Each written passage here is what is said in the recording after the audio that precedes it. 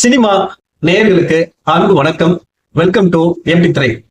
இந்த ஷோல துரந்தர் அப்படிங்கிற இந்தி திரைப்படத்தினுடைய ரிவ்யூ தான் நம்ம பார்க்க போறோம். இந்த படம் ஆல்ரெடி தியேட்டர்ல ரிலீஸ் ஆகி மிகப்பெரிய வரவேற்பை பெற்ற படம். இப்போ தமிழ் டப்பிங்கோட நெட்ஃபிளிக்ஸ்ல அவைலபிளா இருக்கு. இந்த படத்தை வந்து பாத்தீங்கன்னா உண்மை சம்பவத்தை மையமா வச்சு எடுத்திருப்பாங்க.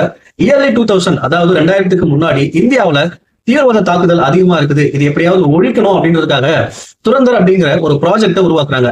அதாவது அது என்ன ப்ராஜெக்ட் அப்படின்னா, இந்தியாவில் இருக்க ஒரு ஸ்பை பாகிஸ்தானுக்கு போயிட்டு அங்க இருக்கிற ஒரு கேங்க்ல கனெக்ட் ஆகி அங்க என்ன மாதிரியான விஷயங்கள் நடக்குது அப்படின்னு தெரிஞ்சுக்கிட்டு அதுக்கப்புறம் என்ன பண்ணணும் அப்படிங்கிற மாதிரி செய்யணும். சோ இதுக்காக நம்ம நாயகன் ரன்வீர் சிங் வந்து பாத்தீங்கன்னா இந்தியாவில இருந்து பாகிஸ்தானுக்கு போறாரு. அங்க ஒரு கேங்க்ல மிங்கிள் ஆகுறாரு. அங்க எப்படி எவால்வ் ஆகுறாரு.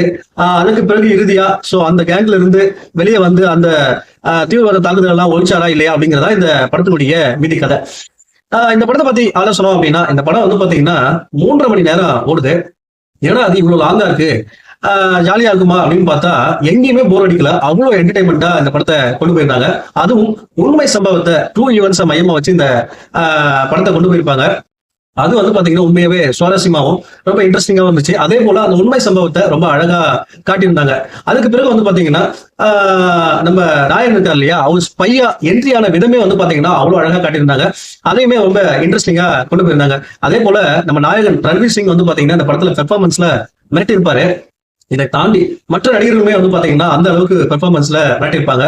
சந்தேக் தத்தா இருக்கட்டும், அக்ஷய் கண்ணாவா இருக்கட்டும், எல்லாமே வந்து பாத்தீங்கன்னா ரொம்ப நீட்டா இந்த படத்துல நடிச்சிருப்பாங்க.